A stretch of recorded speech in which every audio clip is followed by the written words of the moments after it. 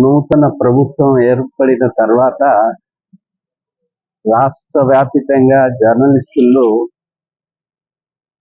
ఒక విశ్వాసమా, గత ప్రభుత్వము అమలు చేయలేకపోయిన అంశాల మీద ఈ ప్రభుత్వము అమలు చేస్తుందన్న భావన, వారు చేసిన ప్రకటనల మీద విశ్వాసంతో రాష్ట్ర వ్యాప్తంగా జర్నలిస్టులు ఉన్నారు.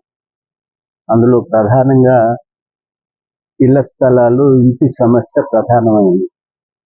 రెండవది హెల్త్కు సంబంధించి, ఆరోగ్యానికి సంబంధించిన గత ప్రభుత్వం ఇచ్చినటువంటి కార్డులు అమలులోకి సక్రమంగా రావటం లేదు.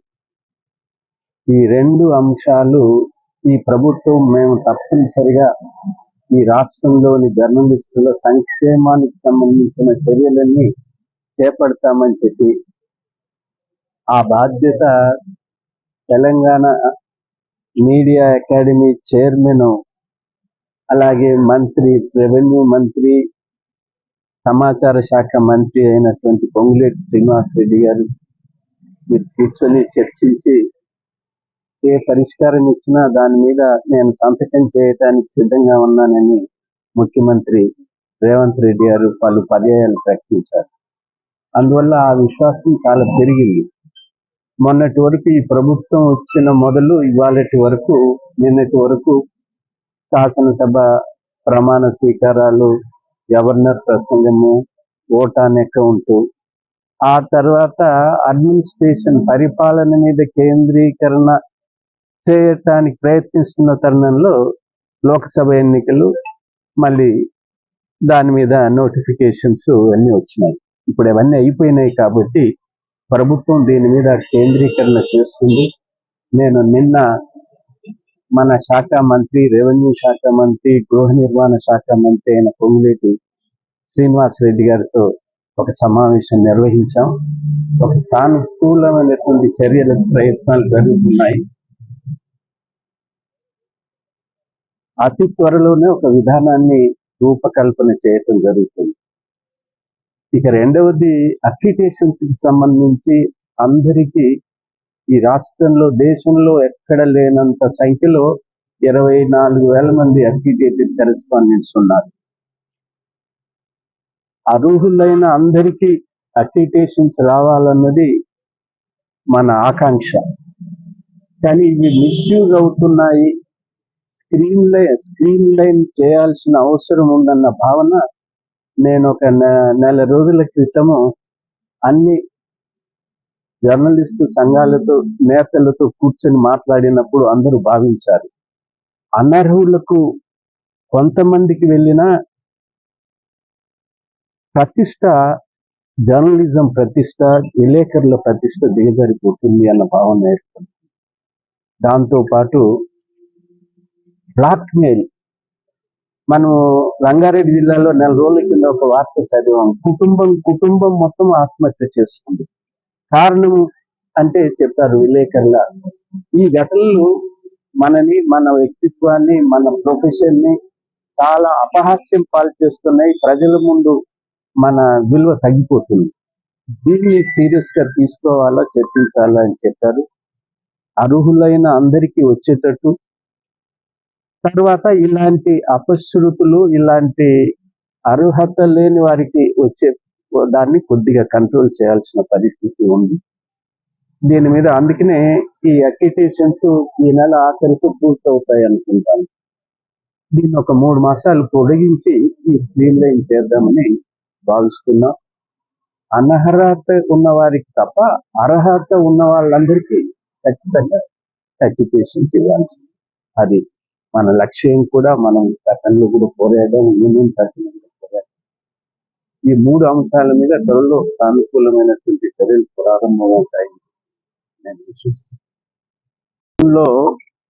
నూతన ప్రభుత్వం ఏర్పడిన తర్వాత రాష్ట్ర వ్యాపితంగా జర్నలిస్టుల్లో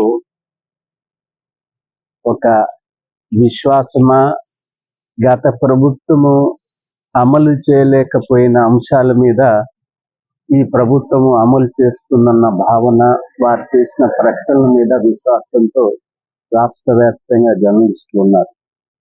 అందులో ప్రధానంగా ఇళ్ల స్థలాలు, ఇంటి సమస్య ప్రధానమైంది. రెండవది హెల్త్‌కు సంబంధించి, ఆరోగ్యానికి సంబంధించిన గత ప్రభుత్వం ఇచ్చినటువంటి కార్డులు అమలులోకి సక్రమంగా రావటం లేదు. ఈ 2 అంశాలు ఈ ప్రభుత్వం మేము తప్పనిసరిగా ఈ రాష్ట్రంలోని జర్నలిస్టుల సంక్షేమానికి సంబంధించిన చర్యలన్నీ చేపడతామని చెప్పి ఆ బాధ్యత తెలంగాణ మీడియా అకాడమీ చైర్మన్, అలాగే మంత్రి, రెవెన్యూ మంత్రి, సమాచార శాఖ మంత్రి అయినటువంటి పొంగులేటి శ్రీనివాసరెడ్డి గారు మీరు కూర్చొని చర్చించి ఏ పరిష్కారం ఇచ్చినా దాని మీద నేను సంతకం చేయడానికి సిద్ధంగా ఉన్నానని ముఖ్యమంత్రి రేవంత్ రెడ్డి గారు పలు పర్యాయాలు ప్రకటించారు. అందువల్ల ఆ విశ్వాసం చాలా పెరిగింది. మొన్నటి వరకు ఈ ప్రభుత్వం వచ్చిన మొదలు ఇవాళటి వరకు, నిన్నటి వరకు శాసనసభ ప్రమాణ స్వీకారాలు, గవర్నర్ ప్రసంగము, ఓట్ ఆన్ అకౌంట్, ఆ తర్వాత అడ్మినిస్ట్రేషన్ పరిపాలన మీద కేంద్రీకరణ చేయటానికి ప్రయత్నిస్తున్న తరుణంలో లోక్సభ ఎన్నికలు, మళ్ళీ దాని మీద నోటిఫికేషన్స్ అన్నీ వచ్చినాయి. ఇప్పుడు అవన్నీ అయిపోయినాయి కాబట్టి ప్రభుత్వం దీని మీద కేంద్రీకరణ చేస్తుంది. నేను నిన్న మన శాఖ మంత్రి, రెవెన్యూ శాఖ మంత్రి, గృహ నిర్మాణ శాఖ మంత్రి అయిన పొంగులేటి శ్రీనివాసరెడ్డి గారితో ఒక సమావేశం నిర్వహించాం. ఒక సానుకూలమైనటువంటి చర్యల ప్రయత్నాలు జరుగుతున్నాయి. అతి త్వరలోనే ఒక విధానాన్ని రూపకల్పన చేయటం జరుగుతుంది. ఇక రెండవది అక్రిటేషన్స్ కి సంబంధించి అందరికీ ఈ రాష్ట్రంలో, దేశంలో ఎక్కడ లేనంత సంఖ్యలో 24,000 మంది అక్రిడేటెడ్ కరెస్పాండెంట్స్ ఉన్నారు. అర్హులైన అందరికీ అక్రిటేషన్స్ రావాలన్నది మన ఆకాంక్ష. కానీ ఇవి మిస్యూజ్ అవుతున్నాయి, స్క్రీన్ లైన్ చేయాల్సిన అవసరం ఉందన్న భావన నేను ఒక నెల రోజుల క్రితము అన్ని జర్నలిస్టు సంఘాలతో, నేతలతో కూర్చొని మాట్లాడినప్పుడు అందరూ భావించారు, అనర్హులకు కొంతమందికి వెళ్ళిన